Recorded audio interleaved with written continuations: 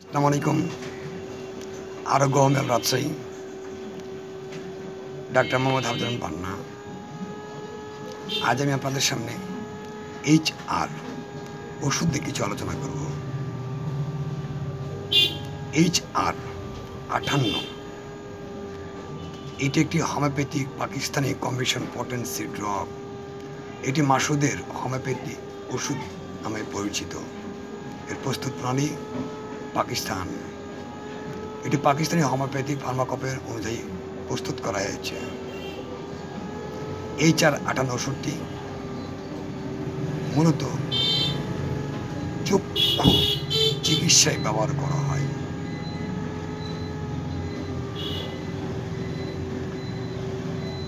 HR ওষুধটি চক্ষু সংক্রান্ত যে কোনো সমস্যা, চোখের দৃষ্টিশক্তি উন্নতি চিকিৎসার জন্য এটি ব্যবহার করা হয়।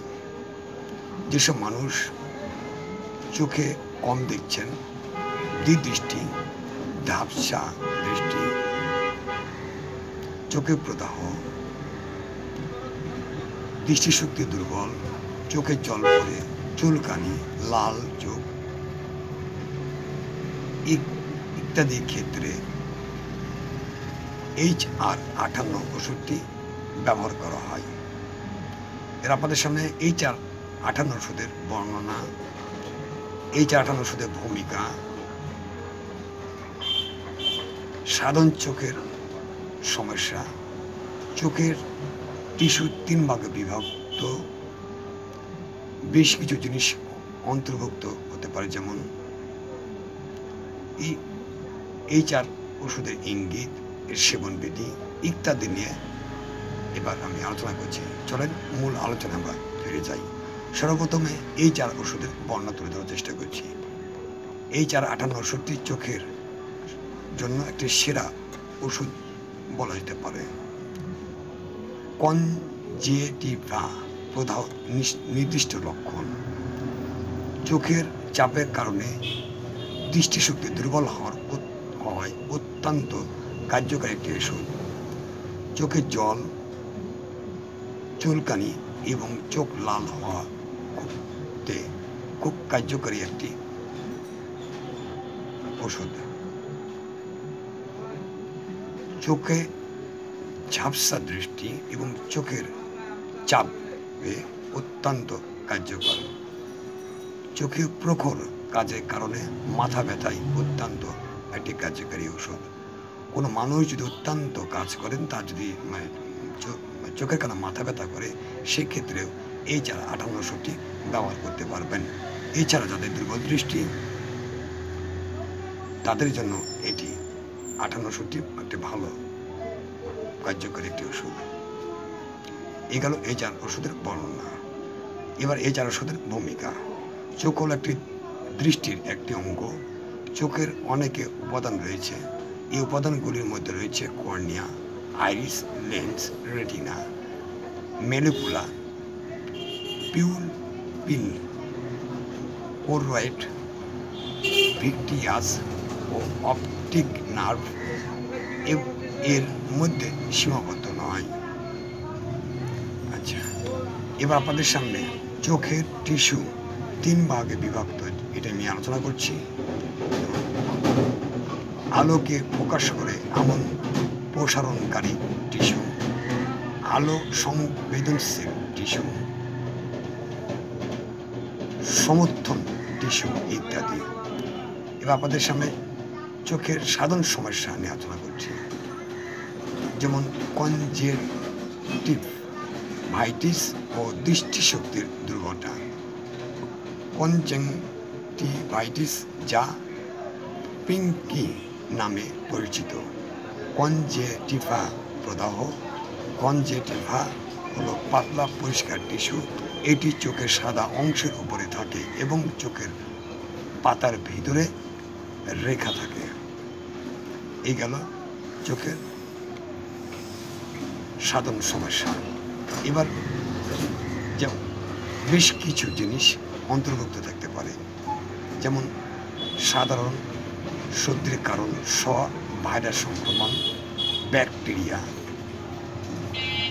বিরক্তিকর, যেমন ধোয়া, শ্যাম্পু, ময়লা, পুল ক্লোরিন ইত্যাদি, ছত্রাক, অ্যামিবাস ও পরজীবী ইত্যাদি।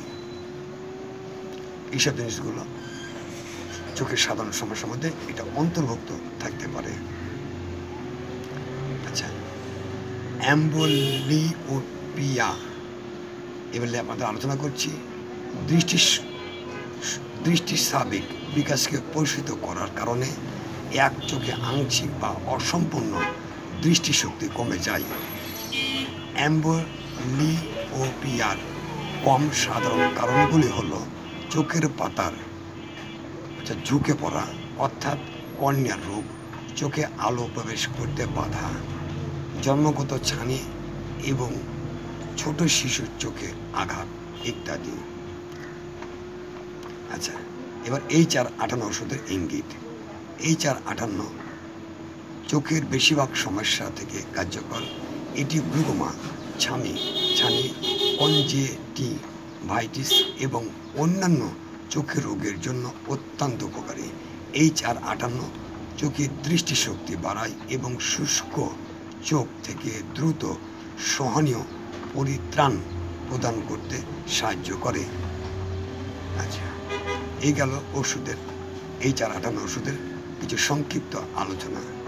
আচ্ছা, আমি আবারও কিছু বলার চেষ্টা করছি। যেসব মানুষের এটা অর্থাৎ বোঝানো আছে চোখের যাবতীয় সমস্যায় এটি ওষুধটি সেবন যোগ্য। চোখের ছানি থেকে শুরু করে চোখের জল পড়া, চোখে ভাইরাস সংক্রমণ হওয়া, চোখ লাল হওয়া, চোখ চুলকায়, ঝাপসা দৃষ্টি, দৃষ্টি প্রচুর কারণে যদি মাথা ব্যথা করে, সেক্ষেত্রে HR58 ওষুধটি অত্যন্ত কার্যকর একটি হোমিওপ্যাথিক ওষুধ। আচ্ছা, ওষুধটা খাবেন কি করে? এটা ছেলে মেয়ে শিশু উভয়ের জন্য প্রযোজ্য। এটা সবাই এই ওষুধটি সেবন করতে পারেন। তবে আমি বলবো অ্যালোপ্যাথি যদি কোনো ওষুধ থাকে সেক্ষেত্রে অবশ্যই আধা ঘন্টা ব্যবধানে ওষুধ সেবন করবেন। আচ্ছা,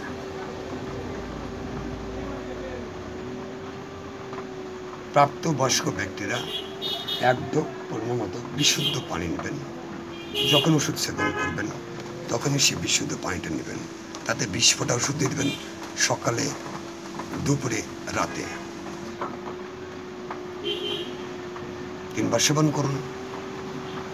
শিশুরাও 1 ডোপা পানিতে 3 বার সেবন করবেন, অথবা একজন রেজিস্টার্ড হোমিওপ্যাথি চিকিৎসকের পরামর্শ অনুযায়ী ওষুধ সেবন করবেন। রোগীর অবস্থা বুঝে, রোগীর যদি পরিস্থিতি একটু খারাপ হয় সেক্ষেত্রে 4 ঘন্টা পর পর দিতে পারেন। এটা সম্পূর্ণ রোগী এবং চিকিৎসকের উপরে নির্ভর করবে। HR58 ওষুধে কোনো পার্শ্ব প্রতিক্রিয়া নেই। তারপর আমি বলবো ওষুধ সেবন করবে অবশ্যই একজন রেজিস্টার্ড হোমিওপ্যাথি চিকিৎসক পরামর্শে ওষুধ সেবন করবেন। ওষুধটি সুগন্ধ দুর্গন্ধ থেকে দূরে রাখবেন, শিশুদের নাগালে বাইরে রাখবেন, শীতল ও শুষ্ক স্থানে ওষুধটি সংরক্ষণ করবেন। আরেকটা কথা বলে রাখি, যেসব মহিলারা বন্ধা দেশে এবং দেশের বাইরে চিকিৎসা নিয়েছেন, বাচ্চা হয়নি, তাদেরকে বলছি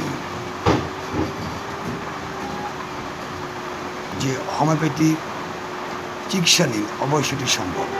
আবার গ্রামের আসেন, চিকিৎসা নিন, আল্লাহ যে সহায়তাকে অবশ্যই আপনার এটি সম্ভব। আপনার কলকে আলোকিত করতে পারব।